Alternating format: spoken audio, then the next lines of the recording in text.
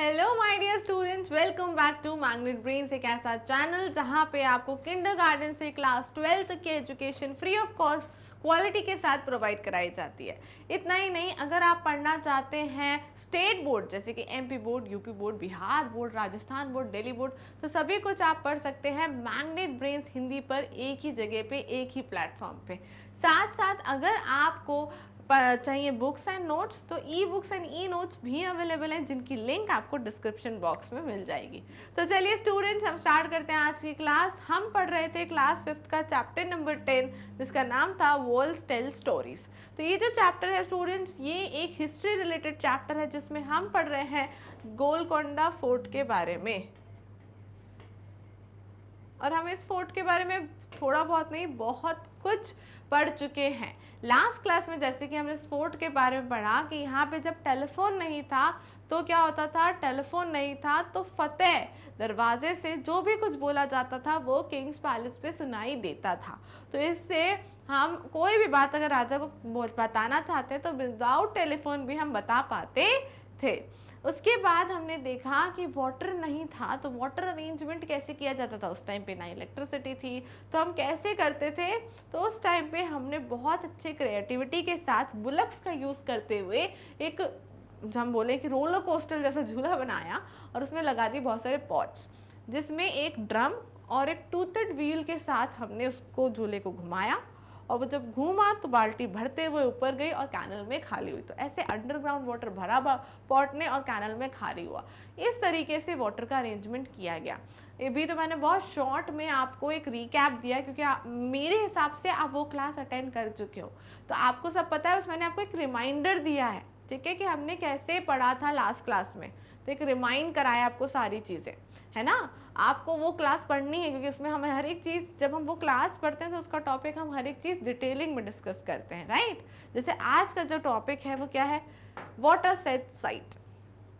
अब हम एक सेट साइट, यानी कि होता है ना कि इस चीज़ की कितना सुंदर है, सब कुछ बहुत अच्छा है, बट इसकी एक कमी और जो बुरी चीज़ हमने यहाँ देखी, तो वो डिस्कस करेंगे, कैसी बुरी चीज़ और कौन सी बुरी चीज़। और दूसरा टॉपिक है close your eyes and go back in time. तो इसमें क्या करेंगे, हम अपनी आंखें, एक एक्टिविटी है जिसमें हम अपनी आंखें क्लोज करेंगे और सोचेंगे हम उस टाइम में है जिस टाइम पे राजा महाराजा और ये महल सजा हुआ रहता था, हम उस टाइम पे, और क्या क्या चीज़ें इमेजिन करने को बोलूँगी वो आप इमेजिन करना, और हम साथ में कुछ क्वेश्चंस करेंगे, ठीक है। सो डन, ये दोनों आज टॉपिक है हमारे, और हम स्टार्ट करते हैं आज की क्लास। मेरा नाम है खुशी, पढ़ाती हूँ आपको क्लास 1 to 5th EVS यानी कि एनवायरमेंटल स्टडीज। ऑल राइट, तो चलो आज की क्लास स्टार्ट करते हैं। आज की क्लास में फटाफट से पहले तो पेज नंबर 95 जो है आप ओपन कर लें, ठीक है। पेज नंबर 95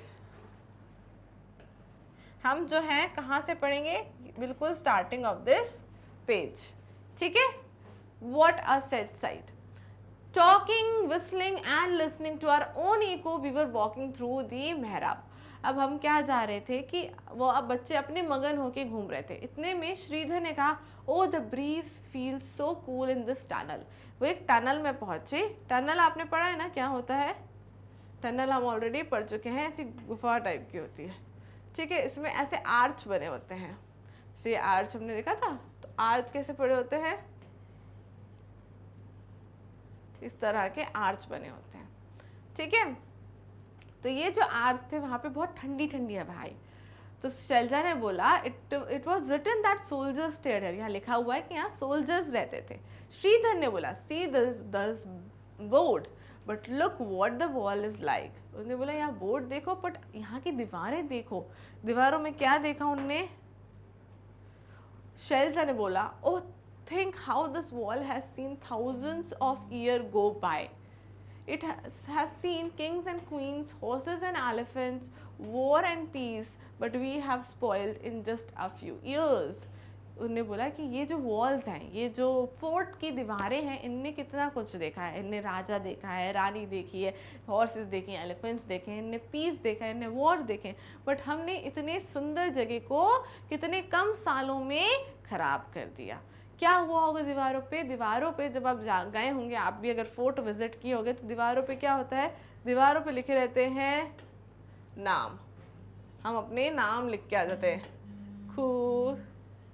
शी, मैंने अपना दीवार पे नाम लिख दिया।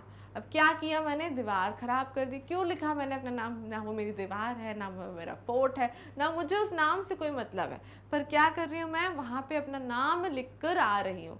जिससे क्या हो रहा है, उससे ये हो रहा है कि आप अगर वहाँ दीवार पे नाम लिखते हो तो वो दीवार खराब हो जाती है, उसका क्या यूज़ है, कोई यूज़ नहीं है, ठीक है। और ऐसे बहुत सारे लोग, कभी दिल बना दिया, कभी उस पर ऐसे एरो बना दिया, कभी लिख दिया आए फटाना फलाना फलाना, बहुत सारी चीज़ें। तो ये सारी चीज़ें हमें नहीं लिखना, दीवारों को ख़राब नहीं करना है, ठीक है।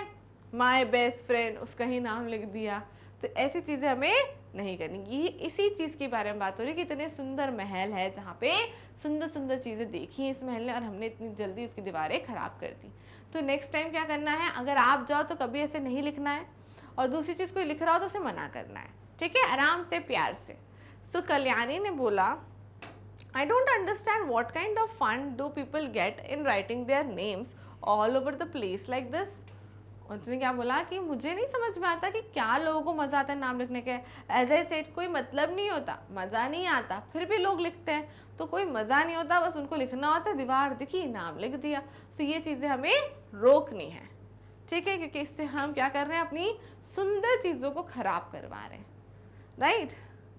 नाउ नेक्स्ट टॉपिक जो था हमारा, close your eyes and go back in time. अब हम आंखें बंद करना है हमको और उस टाइम में जाना है, ठीक है। पहले क्वेश्चन सुनेंगे, फिर आंखें बंद करेंगे, इमेजिन करेंगे, फिर मुझे आंसर्स देंगे, ठीक है।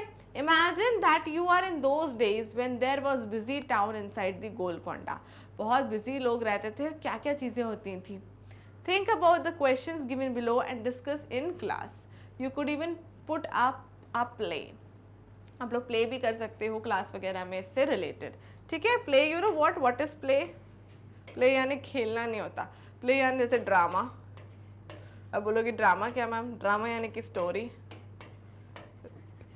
स्टोरी, मान लो कोई स्टोरी बनाई आपने उस टाइम के राजा महाराजा के, उस स्टोरी में सबको एक एक कैरेक्टर दे दिया, ठीक है।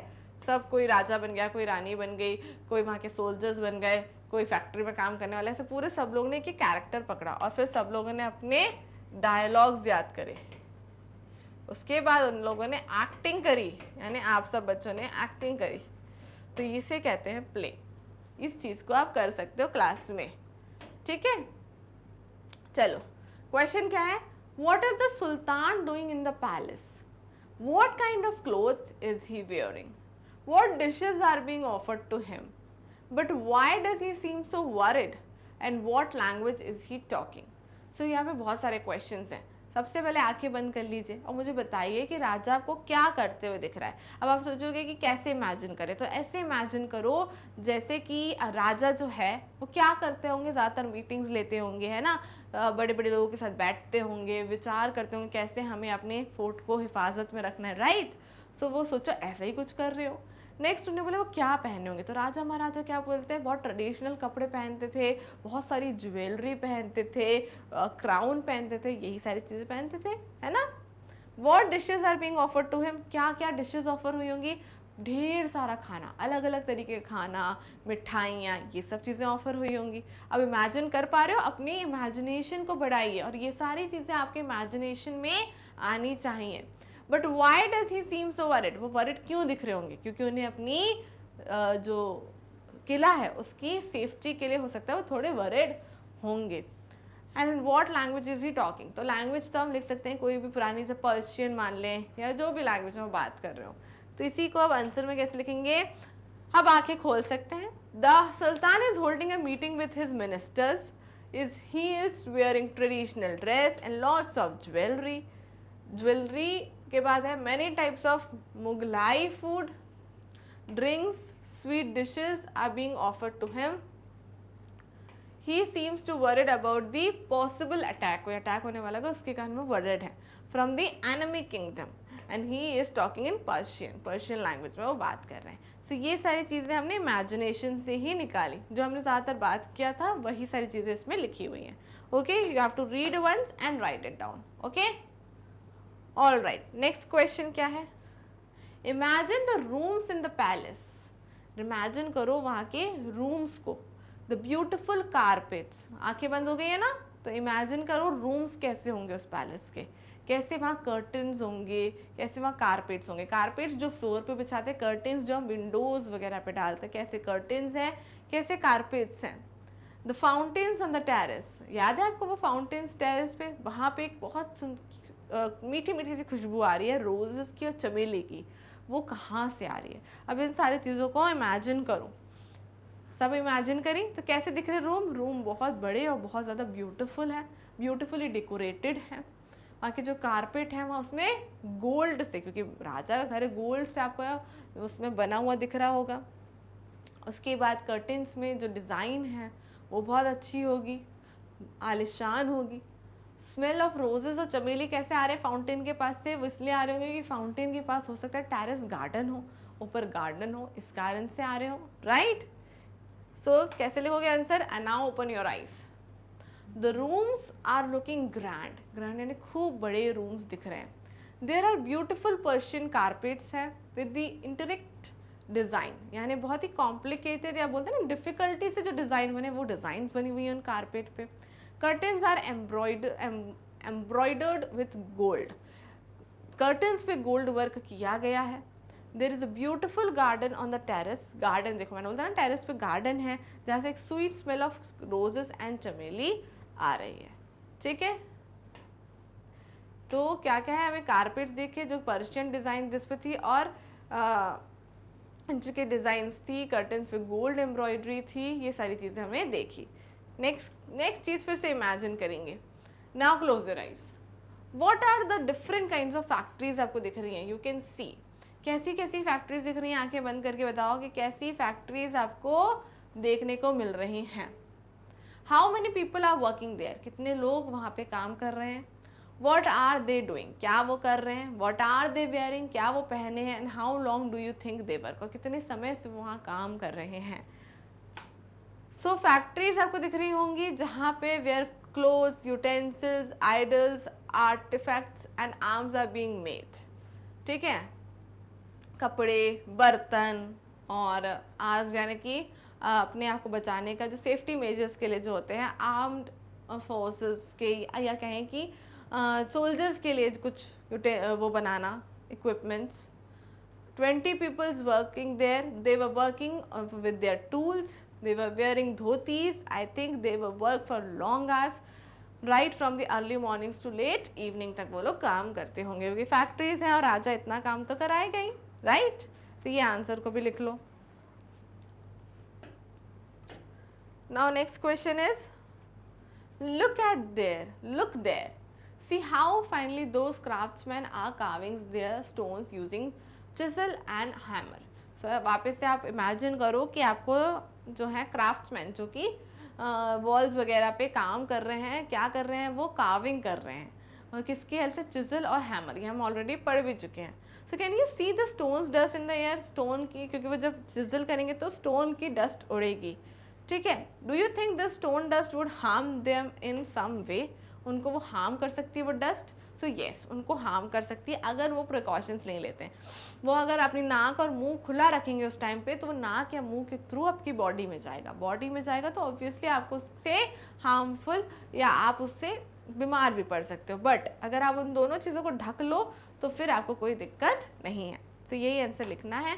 Yes, I can see stone dust in the air, stone dust can harm them if they do not take proper precautions, अगर वो प्रिकॉशंस नहीं लेते हैं तो उन्हें दिक्कत आएगी। प्रिकॉशंस यानी सेफ्टी मेजर्स, सेफ्टी के लिए कुछ नहीं करते हैं तो,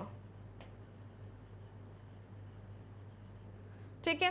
आई can see that most of them have wrapped a cloth around their nose, तो देखो सबने अपना नोज के अराउंड क्लोथ को wrap यानी कपड़ा बांध के रखा है, यानी नाक और मुंह उनका कवर है कार्विंग करते टाइम, तो कोई दिक्कत की बात नहीं है, ठीक है। Clear, all right. So with this हमारी आज की क्लास होती है फिनिश। आज का जो टॉपिक था वो होता है फिनिश।